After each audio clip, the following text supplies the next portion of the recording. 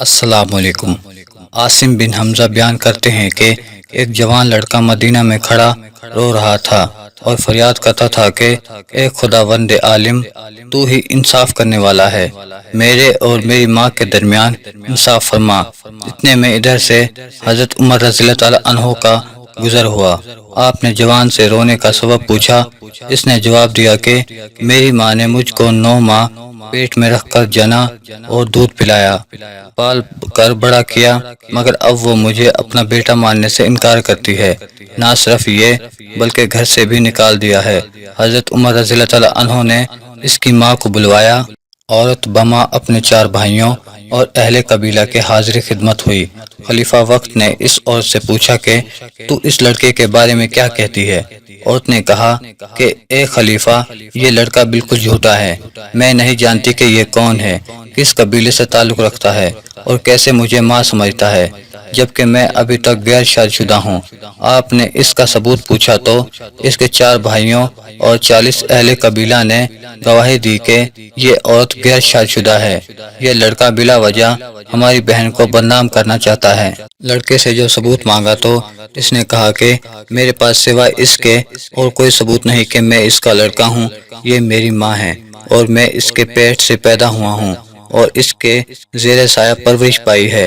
کیونکہ عورت کی طرف سے 40 گواہ پیش ہوئے تھے مگر لڑکا کوئی گواہ پیش نہ کر سکا، اس لیے حضرت عمر رضی اللہ تعالیٰ عنہ نے اس لڑکے کو کوڑے لگانے کا حکم دیا۔ جب اس لڑکے کو کوڑے لگانے کے لیے لے جا رہے تھے تو اس لڑکے کی نظر حضرت علی رضی اللہ تعالیٰ عنہ پر پڑی۔ اس لڑکے نے زور زور سے چلا کر دعائی دی کہ اے رسول خدا کے بھائی، میں بہت مظلوم ہوں، میری فریاد رسی کیجیے اور مدد کو آئیے۔ حضرت علی رضی اللہ تعالیٰ عنہ نے فرمایا کہ اس جوان کو حضرت عمر رضی اللہ تعالیٰ عنہ کے پاس لے چلو۔ جب یہ لڑکا دوبارہ حضرت عمر رضی اللہ تعالیٰ عنہ کے پاس لایا گیا تو انہوں نے پوچھا اسے واپس کیوں لائے ہو؟ لوگوں نے کہا کہ جناب علی کے حکم سے واپس لائے ہیں۔ اسی وقت حضرت علی بھی تشریف لائے اور فرمایا کہ اس لڑکے کی ماں کو میرے سامنے لاؤ۔ جب وہ آئی تو اس سے پہلے کی طرح سوال کیے گئے اور اس نے اپنے 40 گواہ بھی گزارے جنہوں نے اس عورت کے باکرہ ہونے پر گواہی دی۔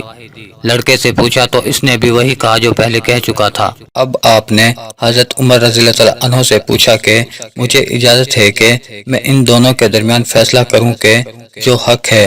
حضرت عمر رضی اللہ تعالیٰ عنہ نے کہا میں آپ کو کیوں کر روک سکتا ہوں، جبکہ میں نے رسول پاک صلی اللہ علیہ وسلم سے سنا ہے کہ آپ ارشاد فرماتے تھے کہ اے لوگو، تم سب میں سے علی میرا بھائی ہے، سب سے زیادہ علم جاننے والا ہے اور انصاف کرنے والا ہے۔ تب حضرت علی رضی اللہ تعالیٰ عنہ نے کہا کہ میں آج تمہارے درمیان ایسا فیصلہ کروں گا جو خدا اور اس کے رسول کو پسند ہے اور جس سے وہ دونوں راضی ہوں گے۔ پھر آپ نے اس عورت سے کہا کہ تیرا کوئی ولی ہے؟ اس پر چاروں بھائی آگے بڑھے۔ آپ رضی اللہ تعالیٰ عنہ نے فرمایا کہ تم میرے فیصلے پر راضی ہو جو تمہاری بہن کے لیے کروں؟ انہوں نے کہا ہم لوگ راضی ہیں۔ اسی طرح آپ نے اس لڑکے سے معلوم کیا۔ سب کی رضامندی لے کر آپ نے حاضرین سے ارشاد فرمایا میں خدا کو گواہ کرتا ہوں اور اس وقت سے پہلے واپس نہ آئے جب تک کہ غسل جنابت سے فارغ نہ ہو جائے۔ جو ہی یہ فیصلہ اس عورت نے سنا تو غم سے اس کی چیخ نکل گئی اور کہا کہ اے برادر رسول، کیا غضب ہو گیا کہ میں بالکل ہی جہنم کا ایندھن بن جاؤں؟ میں اقرار کرتی ہوں کہ یہ لڑکا میرا ہے اور میں اس کی ماں ہوں۔ ایک ماں کیوں کر اپنے بیٹے کی بیوی ہو سکتی ہے؟ آپ رضی اللہ تعالیٰ عنہ نے فرمایا پہلے ہی اقرار کیوں نہ کیا؟ کہنے لگی اے برادر رسول، میری کوئی خطا نہیں، یہ سب قصور میرے بھائیوں کا ہے، کیونکہ انہوں نے پہلے میری شادی ایک مالدار آدمی سے کی تھی جس سے یہ لڑکا پیدا ہوا۔ بعد میں اس آدمی کا انتقال ہو گیا۔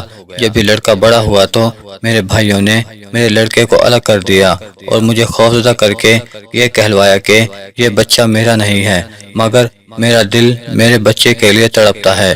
یہ کہہ کر وہ اپنے بچے کا ہاتھ پکڑ کر میرا بچہ کہتی ہوئی چل پڑی۔ لوگوں نے یہ منظر دیکھا تو حیران ہو گئے۔